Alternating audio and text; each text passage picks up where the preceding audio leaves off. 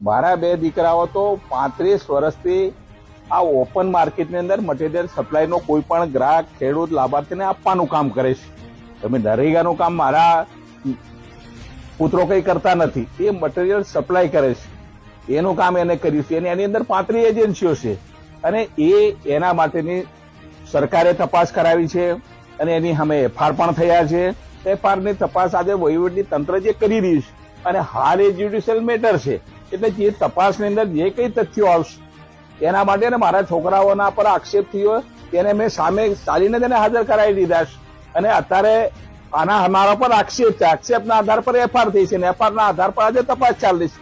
તપાસની અંદર જ્યુડિશિયલ મેટરમાં જે કઈ પરિણામ આવે એ અમને શિરોમાન્ય રહેશે. એના માટે અમારે કઈ અને અમે એના માટે સરકારની સાથે છીએ. સરકાર જે નિર્ણય કર્યો છે નિર્ણય સ્વીકારીએ છીએ અને એ માટે મારું વહીવટી તંત્ર જિલ્લાનું જે કામ કરે છે વહીવટી તંત્રને પણ હું મારા દીકરાઓ સહયોગ આપી જ રહ્યા છે. એમાં કઈ બીજી વાત નથી. અમે બગડ્યું કોઈ ગમે તે કહેતું હોય કે મંત્રી ભૂગર્ભમાં છે, હું બજારમાં છું, માર્કેટમાં છું, પ્રજા વચ્ચે છું અને હું તો 1975 થી સરપંચથી માંડીને આજે પંચાયત મંત્રી સુધી આવ્યો છું. 2.5 લાખ મતદારોનો 4 ટર્મથી ધારાસભ્ય ચૂંટાયો છું. ગુજરાતની પ્રજાનું નેતૃત્વ કરું છું અને જો હું ભ્રષ્ટાચારી હોત તો લોકો આટલા વખત મને સરકારના પ્રતિનિધિ તરીકે ગુજરાતમાં હું કામ મોકલતા ભાઈ, અને હું ધારાસભ્ય કેવી રીતે ચૂંટાવતો હોત? એટલે હું તો લોકો વચ્ચે છીએ, લોકોનું કામ કરું છું. સરકારનું કામ કરે, તપાસની એજન્સીઓ કામ કરે છે અને મને પૂરો ભરોસો છે કે એના પર જે કઈ પરિણામ આવશે એ અમે સ્વીકારવા તૈયાર છે. કોંગ્રેસને મારું રાજીનામું માંગવાનો અધિકાર નથી. હું તો ગુજરાતની મારા મત વિસ્તારની 2 તાલુકાની પ્રજાનો પ્રતિનિધિ તરીકે ધારાસભ્ય ચૂંટાયેલો છું, ભારતીય જનતા પાર્ટીનો ચૂંટાયેલો છું. લાંબા સમય 2002 થી માંડીને આજે 25 વર્ષથી રાજનીતિના ક્ષેત્રમાં છું. મારે બીજું કઈ કહેવું નથી અને કોંગ્રેસને રાજીનામું લેવું હોય મારી પાસે રૂબરૂ આવે, હું બારિયાના બજારમાં આજે ઉભો છું. મારા 2 દીકરાઓ તો 35 વર્ષથી આ ઓપન માર્કેટની અંદર મટીરિયલ સપ્લાયનો કોઈ પણ ગ્રાહક ખેડૂત લાભાર્થીને આપવાનું કામ કરે છે.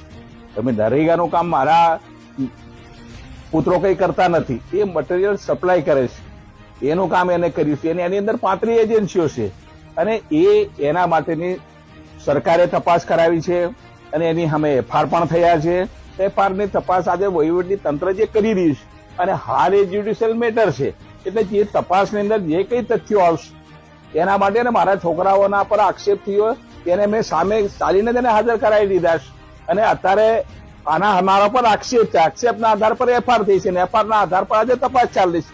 તપાસની અંદર જ્યુડિશિયલ મેટરમાં જે કઈ પરિણામ આવે એ અમને શિરોમાન્ય રહેશે. એના માટે અમારે કઈ અને અમે એના માટે સરકારની સાથે છીએ. સરકાર જે નિર્ણય કર્યો છે નિર્ણય સ્વીકારીએ છીએ અને એ માટે મારું વહીવટી તંત્ર જિલ્લાનું જે કામ કરે છે વહીવટી તંત્રને પણ હું મારા દીકરાઓ સહયોગ આપી જ રહ્યા છે. એમાં કઈ બીજી વાત નથી. અમે બગડ્યું કોઈ ગમે તે કહેતું હોય કે મંત્રી ભૂગર્ભમાં છે, હું બજારમાં છું, માર્કેટમાં છું, પ્રજા વચ્ચે છું અને હું તો 1975 થી સરપંચથી માંડીને આજે પંચાયત મંત્રી સુધી આવ્યો છું. 2.5 લાખ મતદારોનો 4 ટર્મથી ધારાસભ્ય ચૂંટાયો છું. ગુજરાતની પ્રજાનું નેતૃત્વ કરું છું અને જો હું ભ્રષ્ટાચારી હોત તો લોકો આટલા વખત મને સરકારના પ્રતિનિધિ તરીકે ગુજરાતમાં હું કામ મોકલતા ભાઈ, અને હું ધારાસભ્ય કેવી રીતે ચૂંટાવતો હોત? એટલે હું તો લોકો વચ્ચે છીએ, લોકોનું કામ કરું છું. સરકારનું કામ કરે, તપાસની એજન્સીઓ કામ કરે છે અને મને પૂરો ભરોસો છે કે એના પર જે કઈ પરિણામ આવશે એ અમે સ્વીકારવા તૈયાર છે. કોંગ્રેસને મારું રાજીનામું માંગવાનો અધિકાર નથી. હું તો ગુજરાતની મારા મત વિસ્તારની 2 તાલુકાની પ્રજાનો પ્રતિનિધિ તરીકે ધારાસભ્ય ચૂંટાયેલો છું, ભારતીય જનતા પાર્ટીનો ચૂંટાયેલો છું. લાંબા સમય 2002 થી માંડીને આજે 25 વર્ષથી રાજનીતિના ક્ષેત્રમાં છું. મારે બીજું કઈ કહેવું નથી અને કોંગ્રેસને રાજીનામું લેવું હોય મારી પાસે રૂબરૂ આવે, હું બારિયાના બજારમાં આજે ઉભો છું.